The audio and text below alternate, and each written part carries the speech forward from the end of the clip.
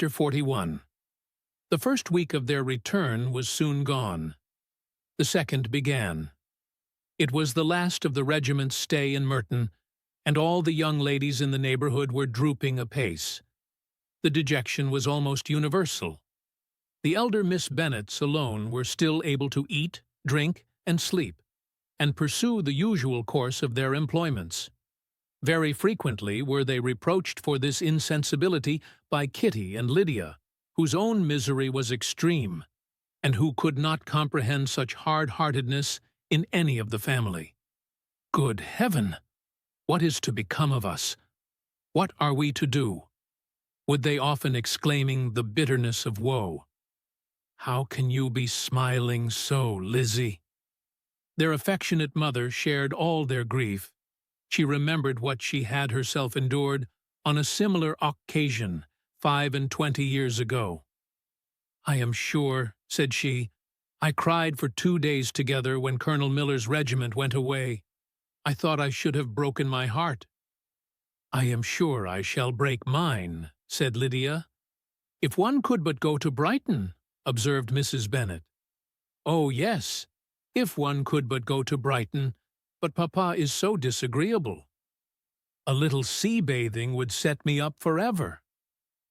And my Aunt Phillips is sure it would do me a great deal of good," added Kitty. Such were the kind of lamentations resounding perpetually through Longbourn House. Elizabeth tried to be diverted by them, but all sense of pleasure was lost in shame.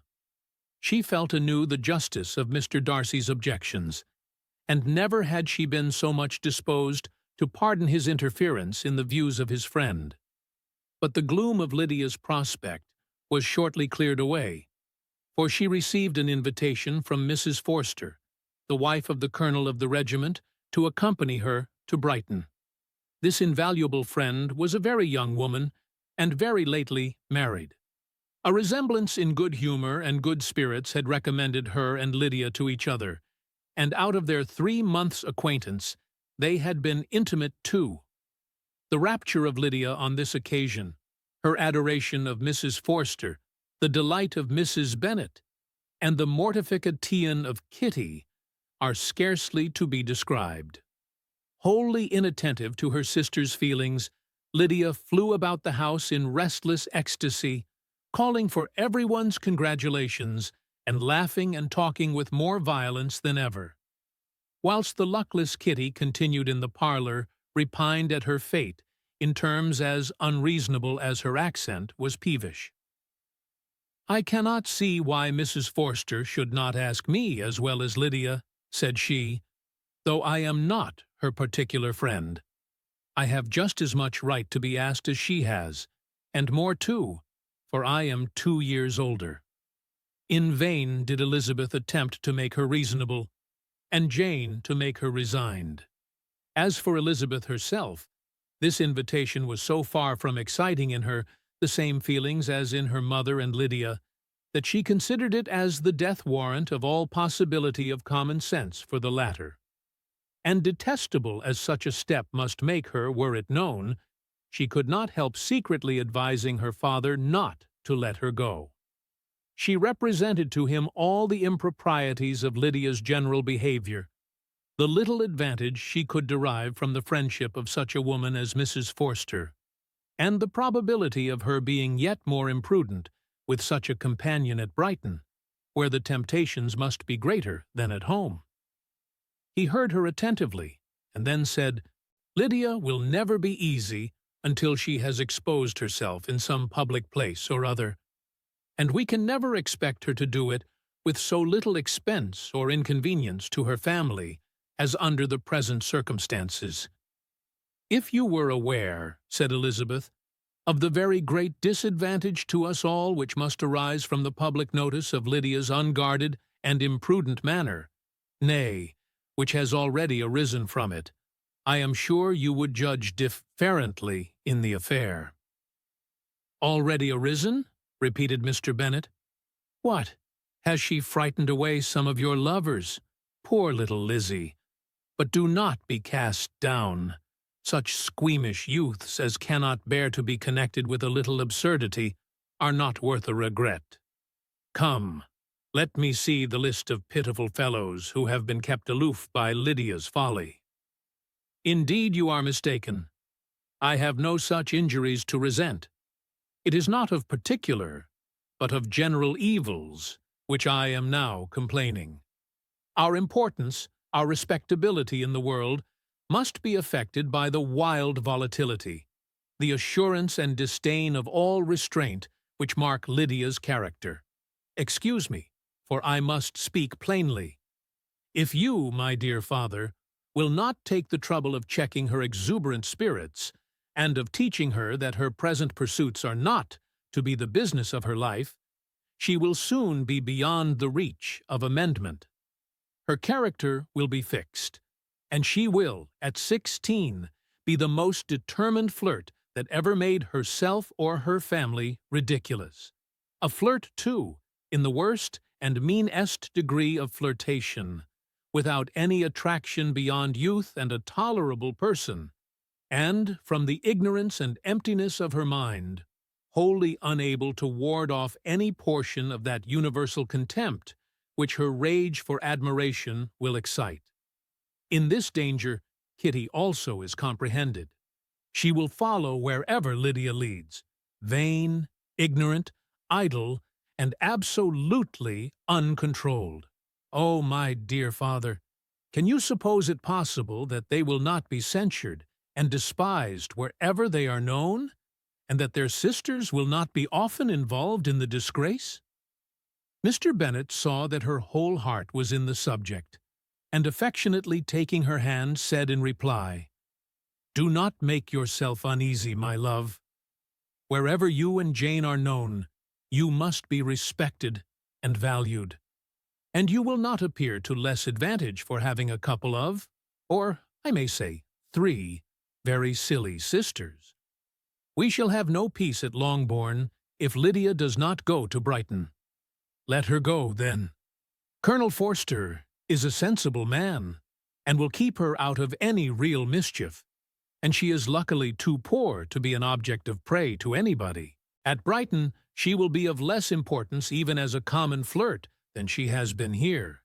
The officers will find women better worth their notice.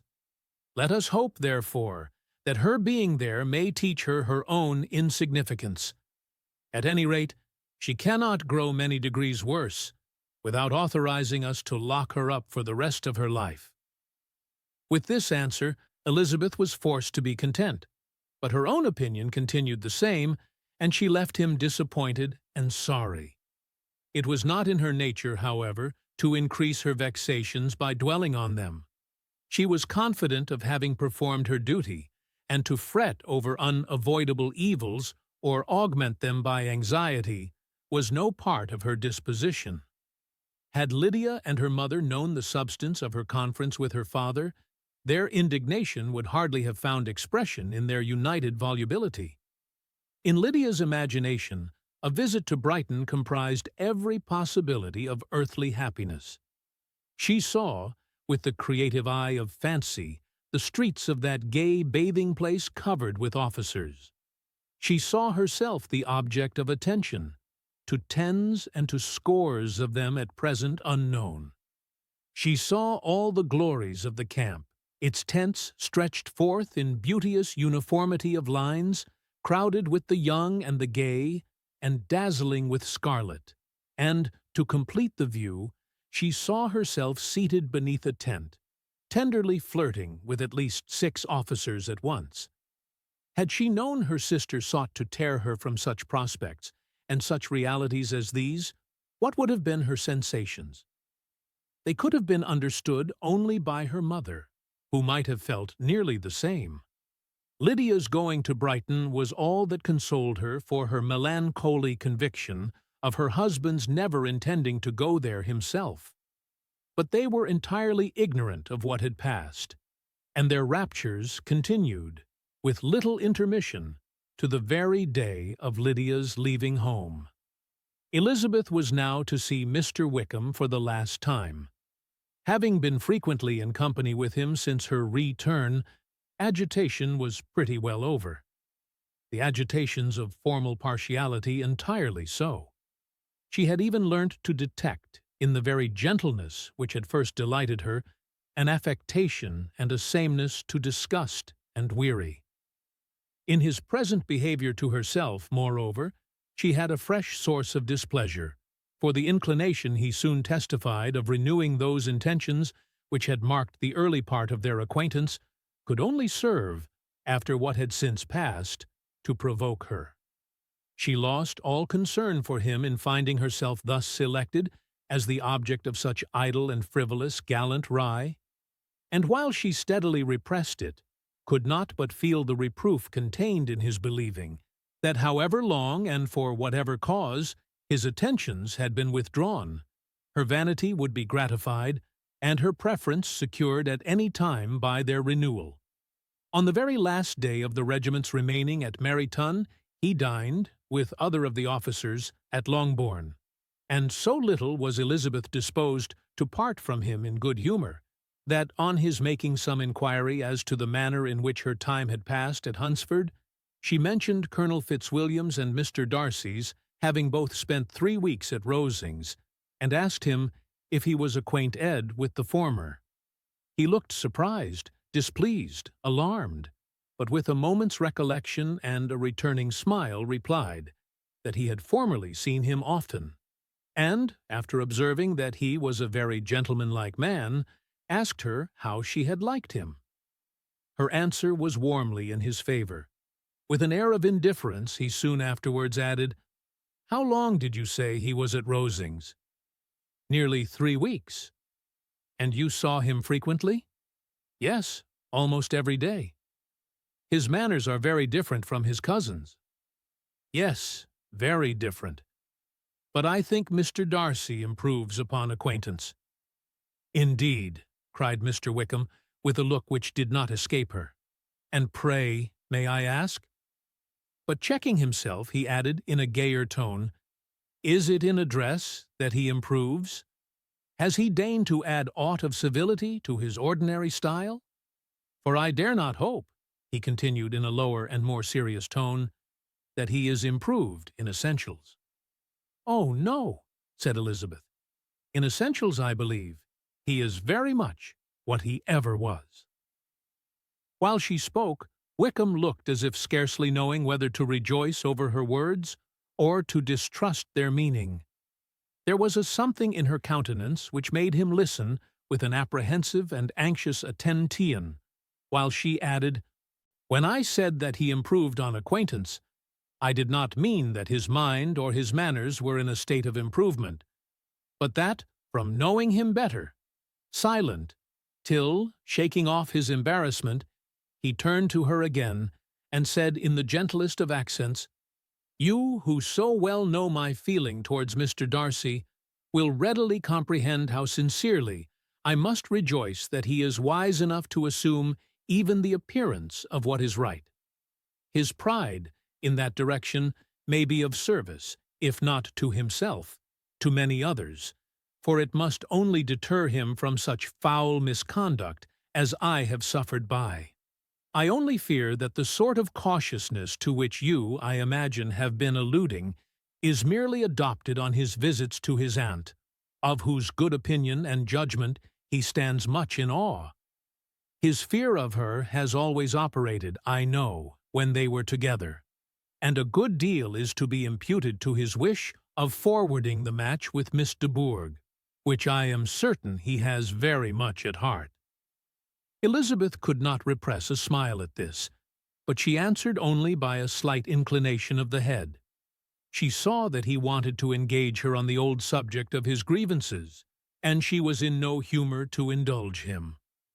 The rest of the evening passed with the appearance, on his side, of usual cheerfulness, but with no further attempt to distinguish Elizabeth, and they parted at last with mutual civility, and possibly a mutual desire of never meeting again. When the party broke up, Lydia returned with Mrs. Forster to Meryton, from whence they were to set out early the next morning. The separation between her and her family was rather noisy than pathetic. Kitty was the only one who shed tears, but she did weep from vexation and envy.